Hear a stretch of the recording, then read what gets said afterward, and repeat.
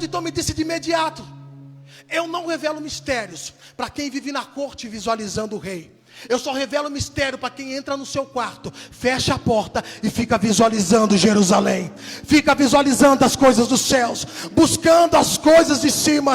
Aquele que busca o reino dos céus, Deus revela mistérios. Aquele que está canalizado a sua atenção a Deus, Deus revela os segredos dos céus. Oh, aleluias, louvado seja o nome do Senhor.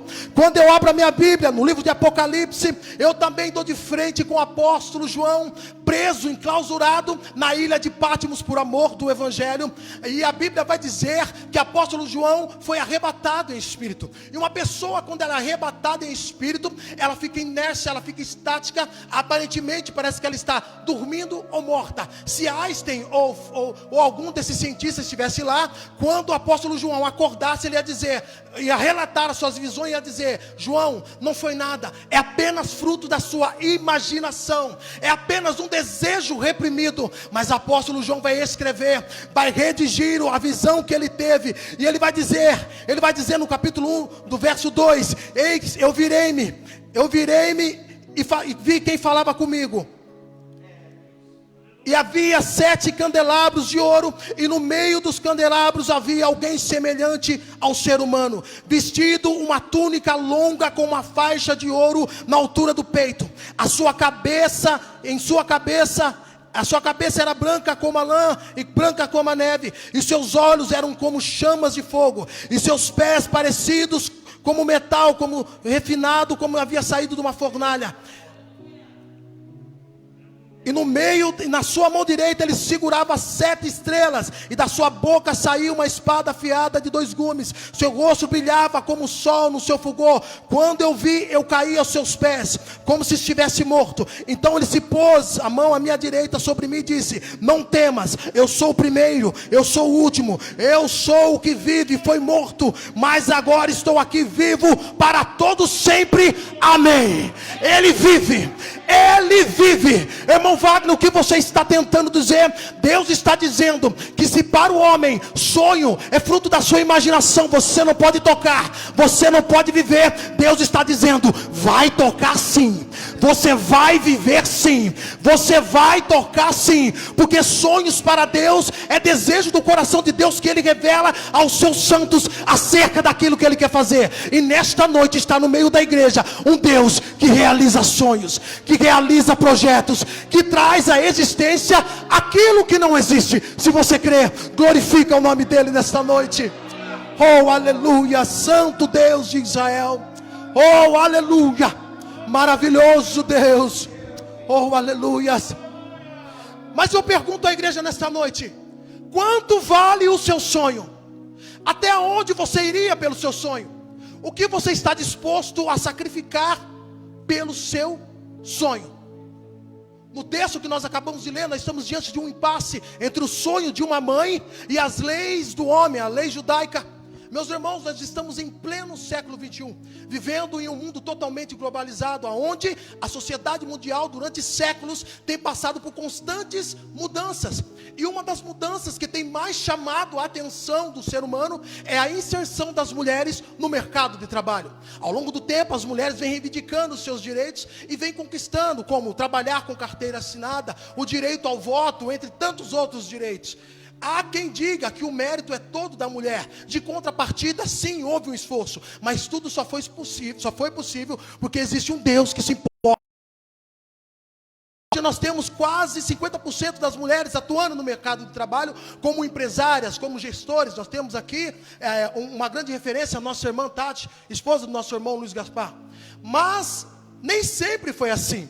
Há pouco mais de 2020 anos atrás, no Oriente Médio, as leis não eram tão flexíveis como eram hoje. Havia muitas restrições em relação às mulheres, que impediam que as mulheres tinham um lugar de relevância dentro da sociedade com o homem. Muitos aqui sabem que os judeus mais ortodoxos, eles recitavam uma oração, onde eles agradeciam ao Senhor pelo fato de não ter nascido mulher.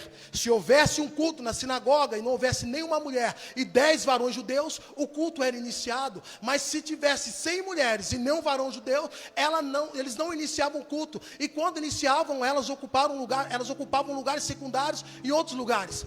Quando se tratava de adultério, uma mulher que era pega em ato de adultério, ela era literalmente apedrejada. Quem não se lembra da mulher que pega em adultério? A Bíblia diz que Jesus estava ensinando no culto, estava no meio do culto, pregando e ensinando, pregando e ensinando. Sabe o que eu aprendo aqui, irmãos? Para pregar basta eu ler, mas para ensinar eu tenho que viver, porque nem todo mundo que prega ensina, mas quem ensina prega porque vive a palavra de Deus. Eu daria tudo, meus irmãos, pastor Benedito, irmãos, eu daria tudo para saber qual era o sermão daquele dia, o que Jesus estava pregando, qual era a temática. O maior pregador de todos os tempos. Eu bem sei e acredito que enquanto nós adoramos aqui nesta noite, e nós estamos aqui ministrando a palavra de Deus, os anjos do Senhor se movimentam em favor da tua igreja. Mas eu acredito que quando Jesus pregava, os anjos paravam para ouvir o som de muitas águas. Os anjos não se movimentavam, até eles ficavam perplexos com aquilo que Jesus falava. O maior pregador de todos os tempos. Mas o texto vai dizer que o culto é interrompido, e todo aquele que interrompe culto não é a favor da causa, é a oposição. Mas todos aqueles que é a favor do culto, ele levanta suas mãos, ele glorifica, ele dá glória a Deus, ele dá aleluia, ele sapateia, ele verbaliza as melhores frases de amor em favor do nosso Deus. Quem era a oposição? Os escribas, os fariseus. Eles lançaram aquela mulher no meio do culto e olharam para Jesus e disseram: essa mulher foi pega em adultério. Na lei, Moisés manda apedrejar. E vós, o que dizes? Jesus, com toda a sua calma, ele se abaixa, ele se inclina e começa a redigir na terra. Algo que para nós até hoje é um grande mistério. Mas toda vez que eu leio esse texto, eu procuro acreditar que o que Jesus estava escrevendo ali naquele momento é o que ele está escrevendo aqui nesta noite. O que, irmão Wagner? Uma nova história na sua vida, preenchendo as linhas em brancos, escrevendo novas páginas. Jesus então se levanta, olha para eles e diz: aquele que dentre vós que não tiver pecado, que atire a primeira pedra. Eu consigo imaginar, conjecturar aquela mulher ouvindo o alarido da multidão, de costas, com medo que alguma pedra alvejasse o teu rosto, ouvindo o alarido da multidão, dizendo para que ela fosse apedrejada, torcendo para ver um grande espetáculo, quando de repente acontece algo inusitado. O que, irmão Wagner? Aquele barulho da multidão começa a dar lugar semelhante ao de chuva. Irmão Wagner, isso é heresia, não. Semelhante ao de chuva. Que barulho era esse? Pedras caindo ao chão, uma a uma, uma a uma, uma a uma. Toda a ferramenta contra a sua vida não prosperará. Toda arma forjada contra a sua vida não prosperará, porque as pedras que o homem extrai da terra veio para te machucar, mas a pedra angular que desceu do céu veio para consertar a sua vida. Porque o que vem de baixo desconstrói, mas aquilo que vem de cima constrói e faz nova todas as coisas. Se você crê, glorifica o nome do Senhor nessa noite. Oh, aleluias! Narabashurikandarás. Oh, louvado seja Deus. Aleluias. Jesus estava sendo imparcial, ele estava cumprindo a lei, porque a lei dizia que se um homem deitasse com a mulher do seu próximo, ambos teriam que ser apedrejados. Se trouxeram uma mulher, por que não trouxeram um homem? Aonde está o outro? Porque é fácil assumir a responsabilidade e apontar os erros dos outros, difícil é assumir a responsabilidade e consertar os próprios erros. Porque se nós tivéssemos mais pessoas usando um indicador para direcionar, nós teríamos mais pessoas inseridas dentro dos cultos. Nós teríamos mais irmãos e irmãs. Nós teríamos mais pessoas dentro do culto. Durante a semana passada, nós estávamos ali na casa do pastor Benedito. E ele disse algo que eu fiquei pensando em minha casa. Que ele disse que a preocupação dele é entregar um rebanho diante de Deus. Nós sabemos que nós temos a nossa responsabilidade dos dízimos, nós sabemos que a igreja tem as responsabilidades aqui na terra, mas a preocupação dele era com as almas, era direcionar, era dar direção. Aleluia, aleluias. Mas sem sombra de dúvidas, meus irmãos, o maior desejo de uma mulher judia era gerar um varão homem, porque nós sabemos que uma mulher estéril, ela sofria diante da sociedade. Se ela tivesse uma filha mulher, sofria também diante da sociedade. Só o fato de ter nascido mulher, ela sofria diante da sociedade. Mas o cenário que essa mulher está vivendo agora é um cenário de horror, a qual nenhum de nós gostaríamos de passar. Porque o provedor da sua casa havia falecido, contraiu dívidas e deixou dívidas para aquela mulher. E os ofícios daquela mulher, das mulheres na época, era mais trabalho doméstico ou trabalhar nos campos, e era mal remunerada. E quando não, mesmo se o marido dela tivesse deixado alguma herança, ficaria para os filhos ou para o irmão, ela tinha uma opção de voltar para a casa dos seus pais, demoraria, teria dificuldade para arrumar um novo casamento, ou sofrer diante da sociedade. Mas dentro de todas essas adversidades, ela vai tomar a maior decisão da sua vida. Ela vai tomar a maior decisão da sua vida. Ela não foi procurar conselhos em cartomantes que busca respostas em cartas, não. Ela não foi buscar conselhos em astrólogos que busca respostas das estrelas, não. Ela foi buscar respostas no profeta que busca respostas em Deus. Porque o texto vai dizer que ela canalizou, ela verbalizou para Eliseu, ou seja, todo o seu clamor tem que ter endereço certo. Todo o seu clamor tem que ter endereço certo. Ela chega até Eliseu, então ela chega e fala: o meu marido, teu servo, serviu o Senhor, ele era temente ao Senhor. Agora ele morreu, os credores vieram buscar os meus filhos, e agora? Eu entendo o sofrimento daquela mulher, o desespero daquela mulher. Mas perceba-se que ela foi um pouco imperativa, porque ela chegou jogando na cara do varão, de Eliseu, o que o marido dela tinha feito. Ele serviu a Deus, agora eu morri. O que adiantou ele servir a Deus todos esses tempos? Todos esses anos. Eliseu, como um homem sensível a Deus, e o varão valoroso, um grande líder que foi da época, ele sabia que aquela mulher literalmente precisava de dinheiro. E eu acredito que se ele quisesse, ele podia fazer uma coleta e dar o dinheiro para aquela mulher. Mas Eliseu sabia que mais do que dinheiro, aquela mulher precisava era de uma lição. Mais do que dinheiro, ela precisava de uma lição. Então ele vai fazer uma pergunta que poucos líderes nos dias atuais, nos dias mais remotos, têm a audácia de fazer. Primeiro ele se dispõe, que poucos têm coragem de se dispor para ajudar o próximo. Depois ele pergunta, ele diz: o que tens em casa? Aquela mulher então diz: eu não tenho nada, apenas uma vasilha com um pouco de azeite. Às vezes os dilemas são tão difíceis, os problemas são tão difíceis que nós passamos. São tantos os problemas existenciais, que às vezes nós esquecemos que nós temos tudo e achamos que não temos nada. Às vezes nós achamos que o que nós temos é pouco, mas na realidade é mais que necessário. Eu quero dizer para você, ainda que o seu azeite seja pouco, é o suficiente para você viver o milagre. Ainda que o azeite seja mínimo, é o suficiente para você viver o sobrenatural de Deus. Eliseu fez essa pergunta porque se ele fosse um profeta materialista, ele ia perguntar: quanto tem na sua conta bancária? Quais são os bens que você tem? Mas ele pergunta: o que tens em casa? Sabe por quê? Porque o falso profeta se preocupa com o exterior. O verdadeiro profeta se preocupa como está a sua vida com Deus. Como está a sua vida no altar. Se você está orando, se você está jejuando, se você está em comunhão com a igreja. Então ele vai dar algumas ordens para ela. Ele diz: pede a seus vizinhos vasilhas, e não poucas. Sabe o que eu aprendo aqui, irmãos? Deus tem ou não tem poder? Tinha ou não tinha poder para poder aparecer vasilhas na casa dela cheia de azeite? Deus tinha, mas Deus fez com que ela pedisse aos seus vizinhos. Eu não sei qual era o relacionamento daquela mulher com os seus vizinhos, mas Deus estava tratando com ela. Sabe o que eu aprendo aqui? Deus vai usar pessoas para gerar milagres em sua vida.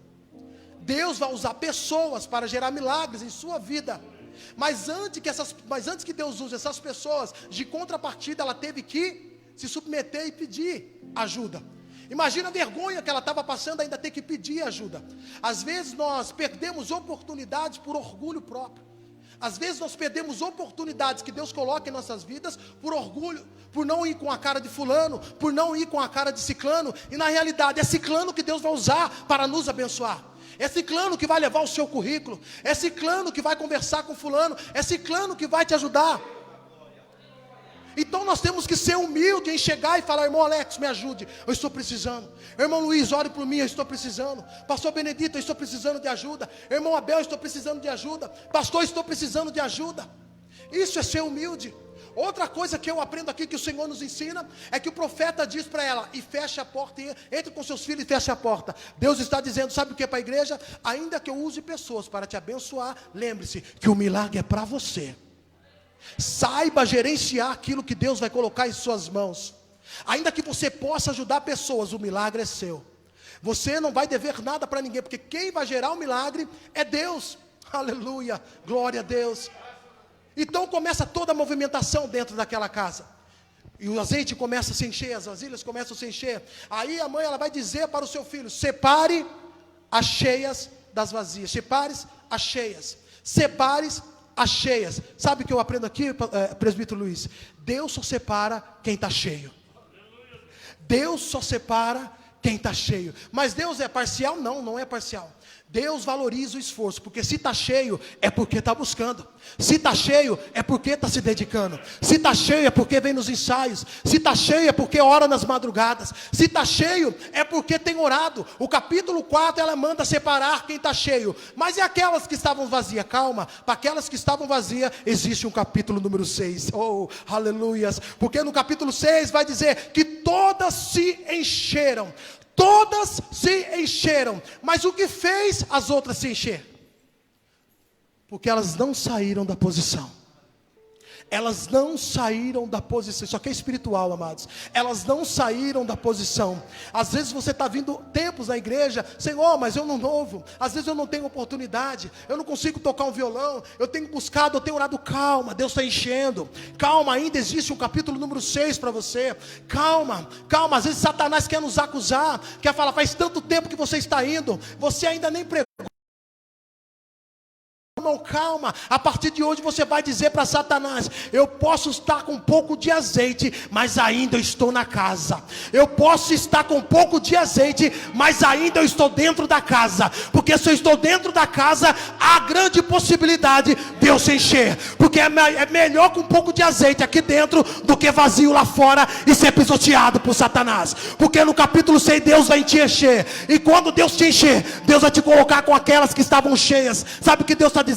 Eu vou te colocar no meio de príncipes. Eu vou te colocar no lugar certo. O lugar que você almeja. O lugar que você busca. Calma, eu vou te encher. Quantos recebem nessa noite essa palavra? Glorifica o nome do Senhor. Oh, aleluias. Deus de poder e glória. Aleluias. Problema resolvido do lado de dentro. A casa está cheia de azeite. Do lado de dentro está tudo resolvido, mas ainda tem um problema do lado de fora. Porque os credores estão à porta. Foi o que ela disse no primeiro capítulo. Os credores estão à porta. E pela lei eles não podiam entrar lá dentro.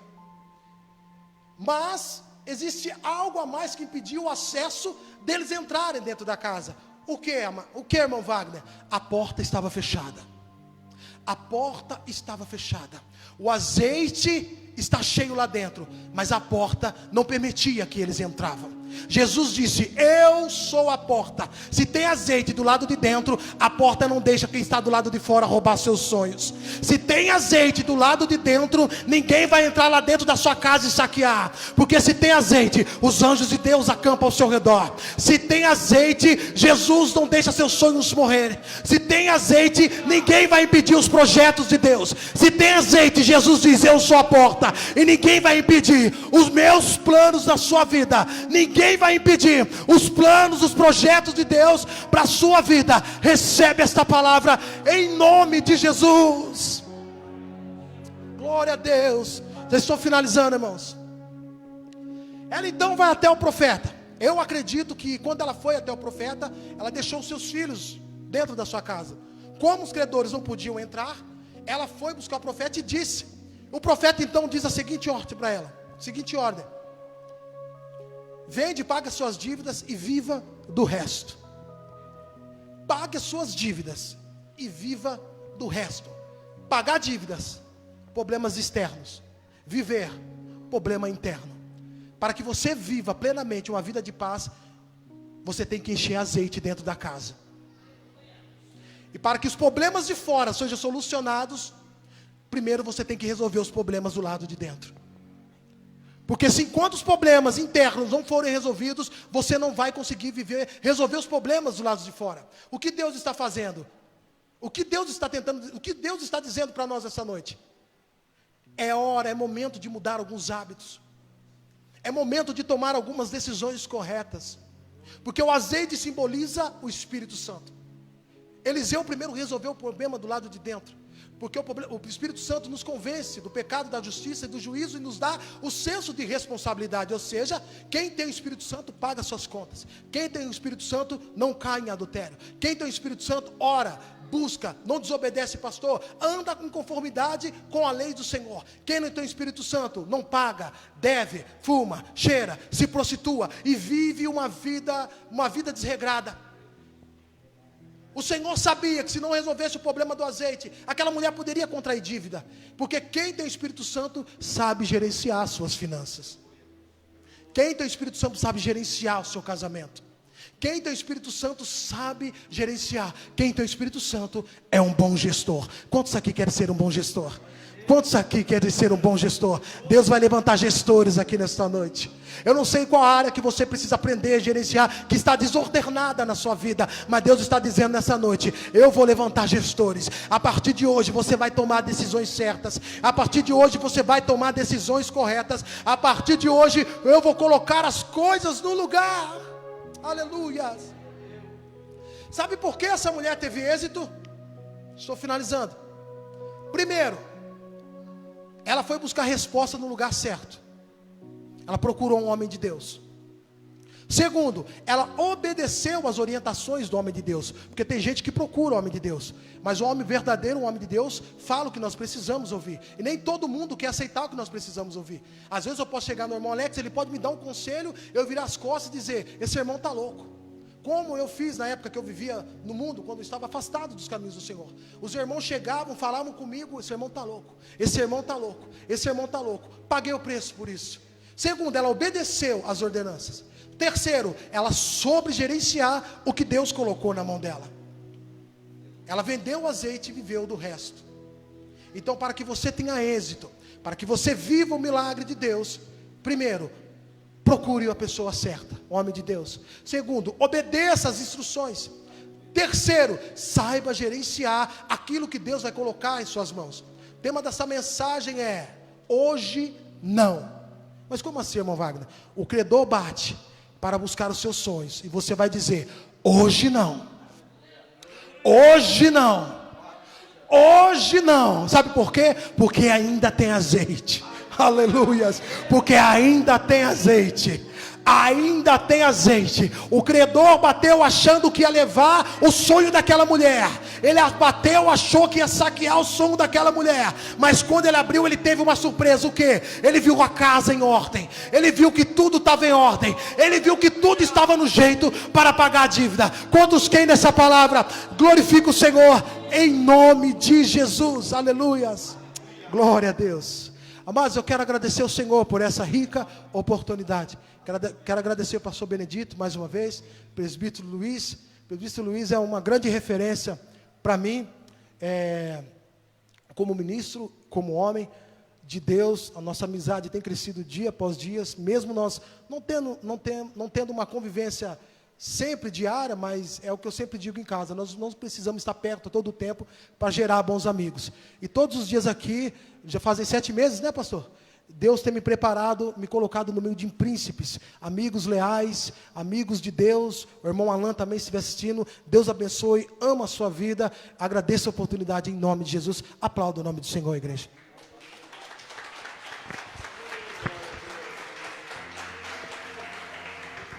Glória a Deus. Amém, irmãos? Graças a Deus. Deus abençoe nosso irmão por essa palavra maravilhosa. Tudo aquilo que nós fazemos quando nós servimos o Senhor é o reflexo daquilo que nós temos no nosso interior. Se você vence a luta, irmão, é porque você tem algo dentro de você. Se você é fiel do lado de fora, vence luta, peleja, servindo o Senhor, são os reflexos daquilo que você já tem dentro de você. Nada mais do que isso. Amém, irmãos? Se você serve a Deus, se você adora a Ele, se as lutas não diminuem a sua caminhada, se você continua de cabeça erguida, é o reflexo daquilo que tem dentro do seu coração. A presença de Deus, a presença do Espírito Santo nos gera força. É o que eu estou entendendo na mensagem pregada. Que Deus abençoe. Eu não quero ir mais adiante do tempo, porque o nosso horário estourou. Então, eu acho que é a mocidade que vai fazer alguma coisa para encerrar, vai louvar, é isso? É? Então não é a banda levita, é a mocidade. Eu só quero deixar ciente que amanhã de manhã nós não temos nenhuma atividade. Os irmãos que estão em casa, o Milton, professor da Escola Bíblica Dominical, o Alain, que deve estar acompanhando por aí também, nós não vamos ter escola dominical, nem ensaio da banda, para que os irmãos possam ir lá, irmão, no velório, né? Parece que vai ser sepultado o pai do nossa irmã Jaqueline e o irmão Marquinhos, às 10 horas da manhã. Então os irmãos vão lá, irmãos, que puderem ir, vai lá dar um apoio para os nossos irmãos. Amanhã, até às 10 horas, está sendo velado o corpo lá do pai da irmã Jaqueline. Então nós não temos trabalho aqui na manhã, mas o grande culto amanhã à noite, está certo, amém, irmãos? O grande culto, fica de pé, irmãos, fica de pé. Depois da nossa oração, Deus abençoa os irmãos. Depois da nossa oração, fica com louvor. Aí você de casa, Deus abençoe sua vida, viu? Continua adorando a Deus através da live. Você que não pode vir até aqui, os que pode, venha para a igreja. Os que não pode, continua servindo a Deus e adorando o Senhor através da live. Guarda essa palavra de Deus no seu coração, viu? Continua sonhando o sonho de Deus, viu? Continua sonhando, porque tem sonho que não é de Deus. Continua sonhando sonho de Deus, tá certo, amém, irmãos? Que aí vai se cumprindo. O sonho de Deus na nossa vida é bênção. Então nós vamos orar pedindo que Deus continue. Deus abençoe o Alex na direção, Menezes, liderança do grupo, as regentes.